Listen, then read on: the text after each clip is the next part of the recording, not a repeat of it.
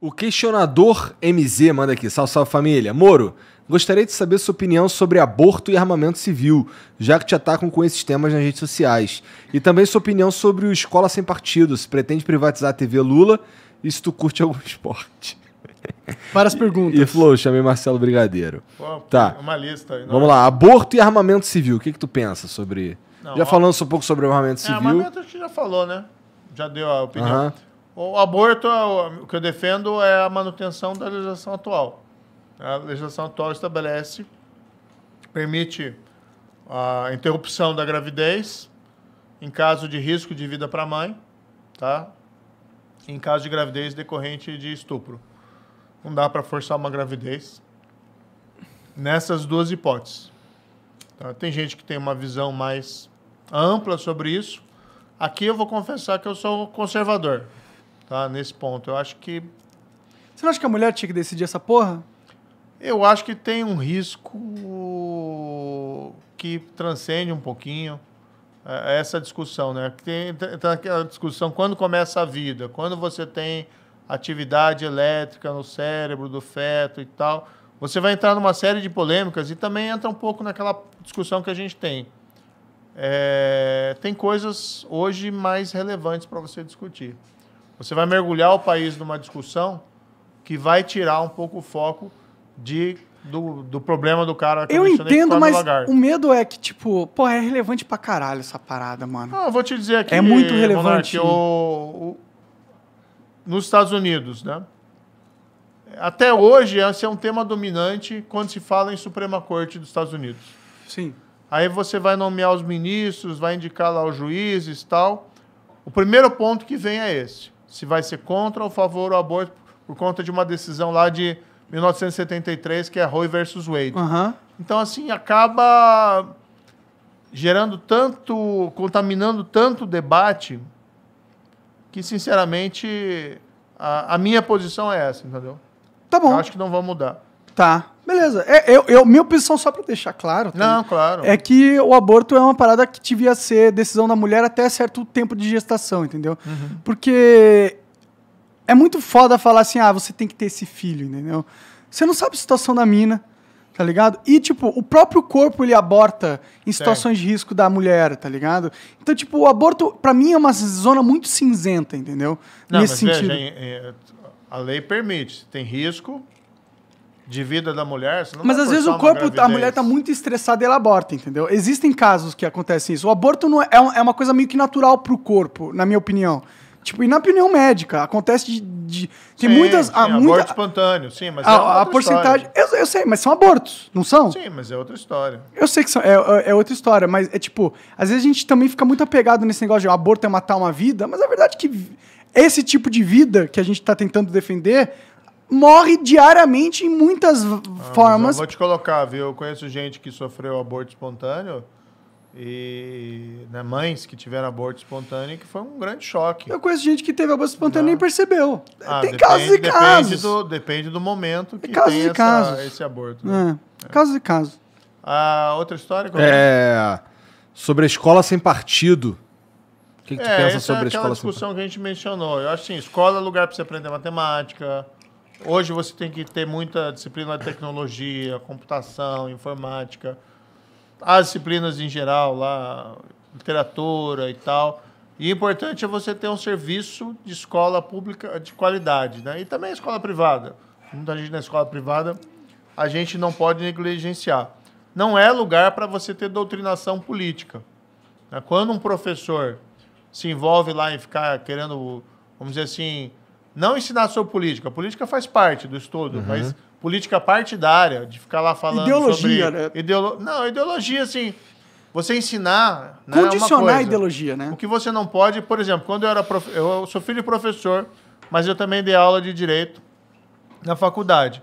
Então, quando eu falava de temas lá sobre prisão em segunda instância, eu colocava as duas posições e colocava meus argumentos em favor daquilo que eu defendia, mas colocando muito claramente a minha posição, entendeu?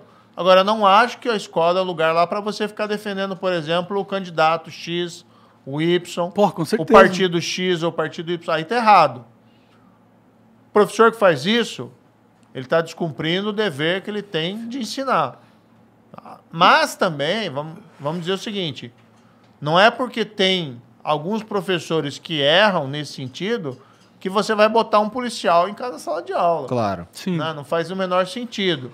E você proibir, não pode discutir política na escola. Não pode discutir política partidária. Mas Discutir assuntos política sobre faz a vida parte da faz vida. parte. Claro. O problema é que Tem eles... uma disciplina que chama ciência política. Né? Sim, filosofia. Filosofia. Né? O problema é que eles fazem essa doutrinação de uma forma não, tipo, vote nesse político. Eles começam, o capitalismo é o mal do mundo. Professor de história, geografia, já tive. Capitalismo é o mal do mundo. Se o comunismo tivesse ganhado, a gente tava em outro... Tipo, esse tipo de coisa que eu acho que eles falam quando eles estão com medo de uma doutrinação ideológica, tá ligado? Não é uma parada tipo, vote no Lula que Lula é bonito. Aí você tem que ter um controle de qualidade dentro da escola. E se essas situações forem percebidas, você tem que ter uma providência ali dentro. Né? Então, o diretor chama lá o professor, está acontecendo isso, isso e isso. Então, se é para ensinar literatura, é para ensinar literatura. Se é para ensinar matemática, é para ensinar matemática. Então, a gente não pode partir também do pressuposto que tem um monte de gente, todo mundo fazendo coisa errada. Acontece, e tem que ter os mecanismos. Eu dava aula em faculdade, eu sei como é que é. Chegava o professor lá que, em vez de falar da disciplina, ficava contando da viagem que ele fez, não sei aonde. Isso é errado também. Também. Entendeu? Tá fora da... Né? Então, não é doutrinação, mas não está cumprindo o dever dele, professor. É perda de tempo do aluno. É perda de tempo. Então você não, tem que não ter dizendo que ele não possa ser engraçado durante a aula e contar um pouco da vida dele e tal. Claro, você tem que ter mecanismos de coibição para que a escola seja um local de aprendizado. Sim. Mas a gente também não precisa fazer disso, esse é o tema principal da educação. O tema da educação principal é a gente ter condições, boas escolas, a gente ter bons professores, treinamento, capacitação, incentivo para professores. E você também tem mecanismos disciplinares quando o professor se desvia. Né? Quando o professor lá, em vez de dar disciplina, fica lá contando da vida dele. É só pagar bem pro professor que não vai ser um comunista que vai pegar um emprego. Manda aí. Tá. Ele ainda pergunta aqui se tu pretende privatizar a TV Lula, se tu curte algum esporte. Eu não sei nem o que é TV Lula.